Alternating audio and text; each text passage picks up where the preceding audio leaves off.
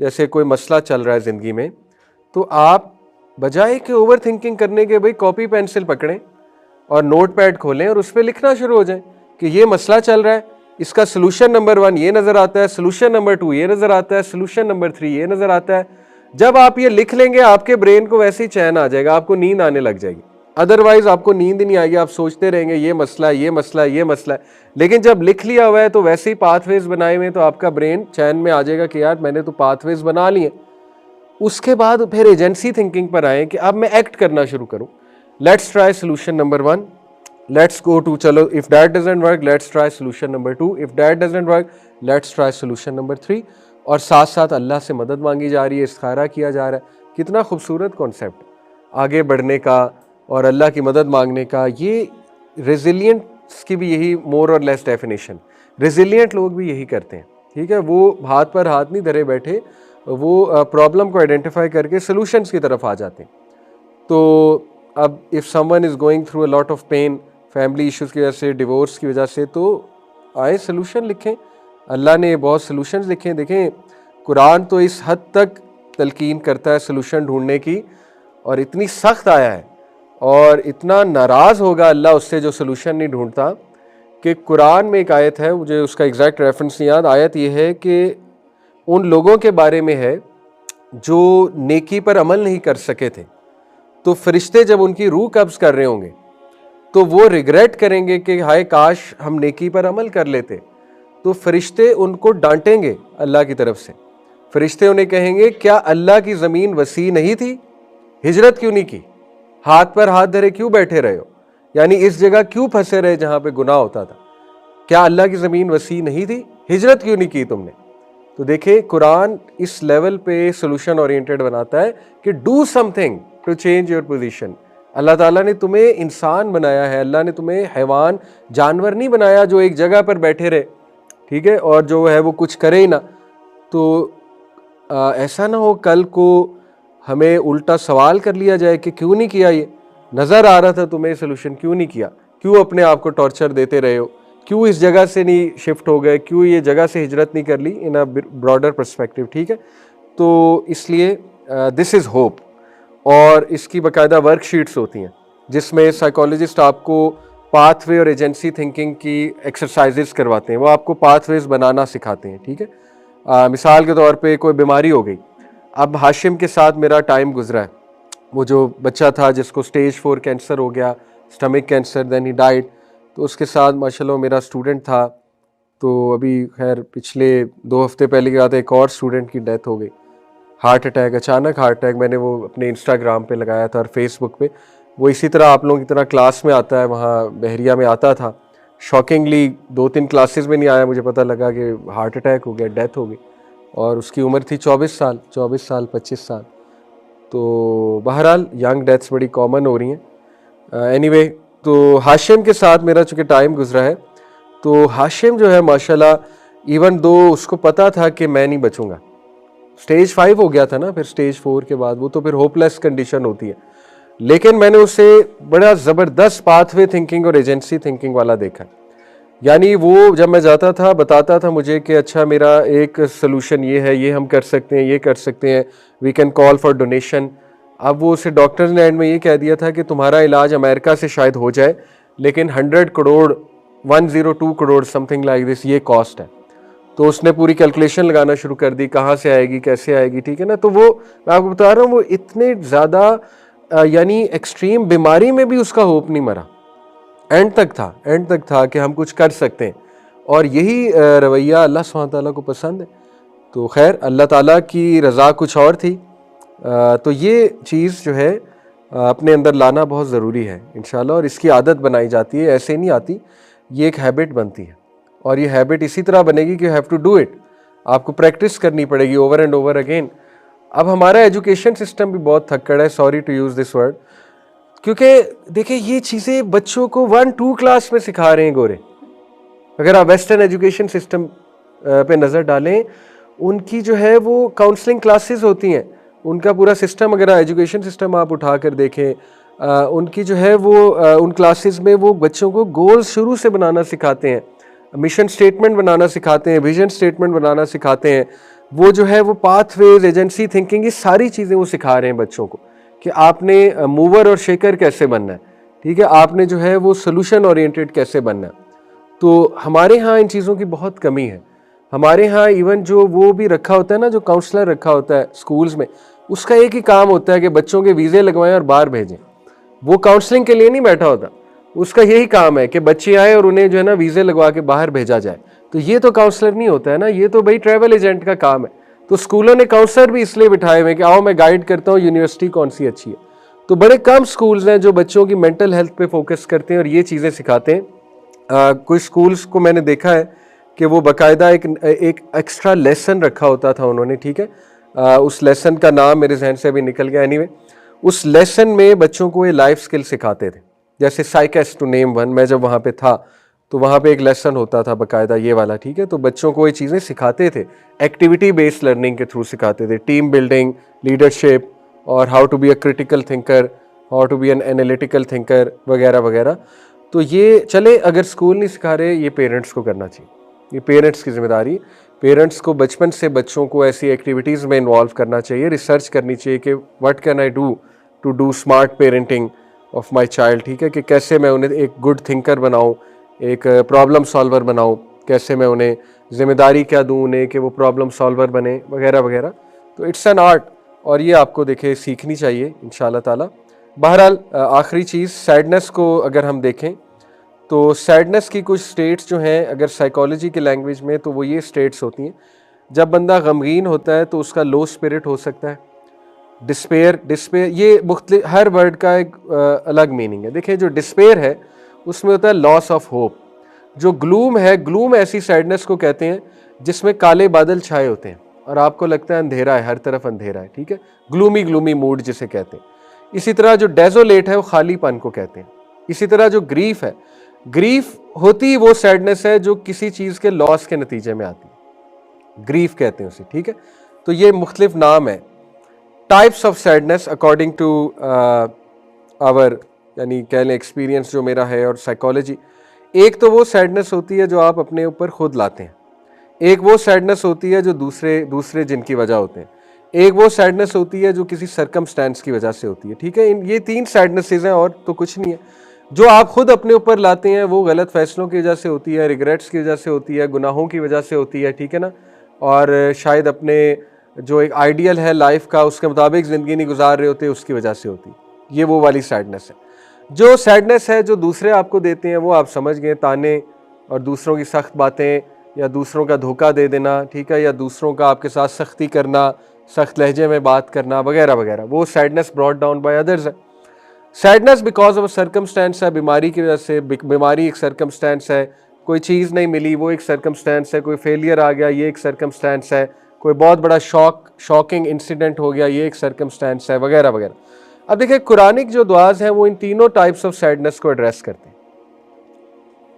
रब्बिन सुरनी अलल कौमिल मुफसिदीन, ये है sadness brought down by others.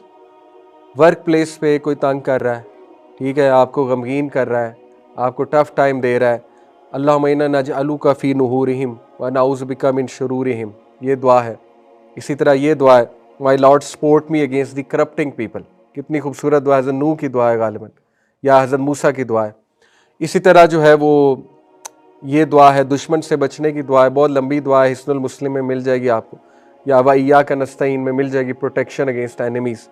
तो दुआएं सिखाई हैं अल्लाह के नबी ने।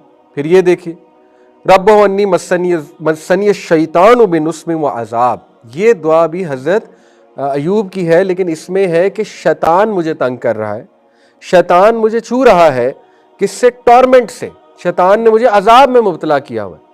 ये हज़रत अयूब की दुआ है। हज़रत अयूब जो है वो बहुत तकलीफ़ में थे, क्योंकि थे तो वो इंसान ही, तो ऑल्दो नबियों का ईमान बहुत हाई होता है, लेकिन वो बड़ी शदीद बीमारी से गुजर रहे थे, और इस हालत में शैतान आपको पता है बहुत एक्टिव हो जाता है, वो फिर ज़्यादा वसवसे डालना या तकलीफ़ देना ज़्यादा, ठीक है ना, होपलेसनेस की तरफ लाना। तो देखिए कितनी मदद उन्होंने अल्लाह से मांगी है। तो आपको भी अगर शदीद वसवसे आ रहे हैं, शैतान ने आपकी ज़िंदगी अजीरन की हुई है लेट से, तो ये दुआ करें हज़रत अयूब अलैहिस्सलाम वाली कि अन्नी मस्सनी शैतानु बिनुस्बिन व अज़ाब। इसी तरह अन्नी मस्सनिय ज़ुर्रु व अंता अर्हमुर राहिमीन।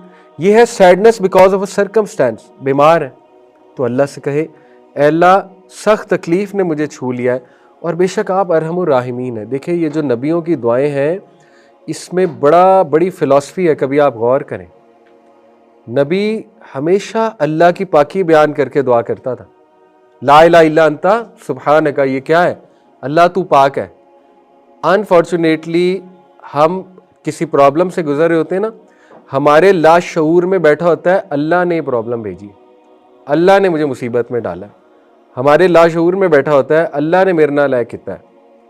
ओ भाई सबसे पहले ये कहें अल्लाह तू अरहमुर राहिमीन है, वल्लाहु रऊफुन बिल इबाद, तू तो बहुत रऊफ है, रहीम है, तू तो बहुत मोहब्बत करने वाला है। ठीक है, इन्ना बतशा रब्बिका लशदीद इन्नहु युबदिउ व युईद वहुवल गफूरुल वदूद। लेकिन उसके आगे ये भी है कि वहुवल गफूरुल वदूद, तू बहुत मोहब्बत करने वाला है, तू बहुत ज़्यादा पर्दा डालने वाला है। तो आप अल्लाह के बारे में सबसे पहले पॉजिटिव हों। ये नबियों की दुआएं देखें, वो अल्लाह को टोटली डिसोसिएट करने हैं उससे। जैसे हज़रत इब्राहीम इस्लाम ने हर बात पे अल्लाह को रेफ़र किया, वही तो है जो मुझे खिलाता है, वही तो है जो मुझे पिलाता है, वही तो है जो मेरी हिफाजत करता है, और वही तो है जो मुझे शिफा देता है जब मैं बीमार होता हूँ। तो बीमारी का रेफरेंस अल्लाह की तरफ नहीं डायरेक्ट किया, शिफा को अल्लाह की तरफ डायरेक्ट किया, बीमारी को अपनी तरफ डायरेक्ट किया कि वही तो है जो मुझे शिफा देता है जब मैं बीमार होता हूँ। ये नहीं कहा जब मुझे अल्लाह बीमारी भेजता है। ये भी तो अल्फाज हो सकते हैं ना, जब वो मुझे बीमारी भेजता है तो शिफा भी वही देता है। तो ये उनके आदाब थे अंबिया के कि सबसे पहले अल्लाह ताला को आपने ये शो करना है कि ऐ मेरे रब, मैं ये सोच भी नहीं सकता कि आप जो है वो मेरे साथ कोई ज़्यादती करेंगे, या मैं सोच भी नहीं सकती कि आप जो है वो मुझे मुश्किल में डालेंगे। ठीक है, तो ये कहना बहुत बहुत ज़रूरी है, और ये यही अल्फाज है, अंता अरहमुर राहिम, अल्लाह तू तो सबसे ज़्यादा रहम करने वाला है, रहम करने वालों में। कितने खूबसूरत अल्फाज हैं, देखें इतनी तकलीफ में भी वो अल्लाह की पाकी और पॉजिटिव अल्फाज हैं। वलम अकुन भी दुआ का रब्बी शकिया, हज़रत ज़करिया, ऐ मेरे रब मैं तो कभी मायूसी नहीं हुआ तुझसे दुआ करके। हालांकि हज़रत ज़करिया ने कोई लाख बार तो दुआ की होगी औलाद की, क्या ख्याल है, बुढ़ापा हो गया था ना, तो वो तो कहते हैं मैंने तो कभी मायूस ही नहीं हुआ दुआ करके आपसे। तो ये अंबिया ये सीक्रेट चीज़ सीख लें अंबिया से। हमारी दुआएं क्यों नहीं कबूल होती?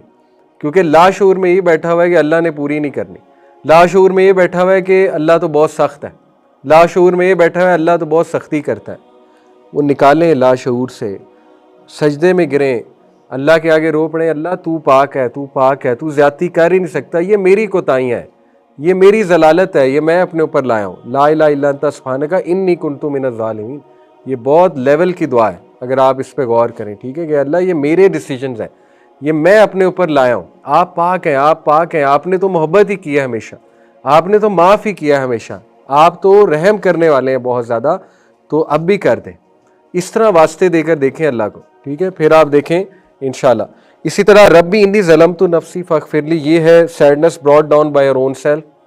हज़रत मूसा की दुआ है, बड़ी खूबसूरत दुआ है ये दुआ।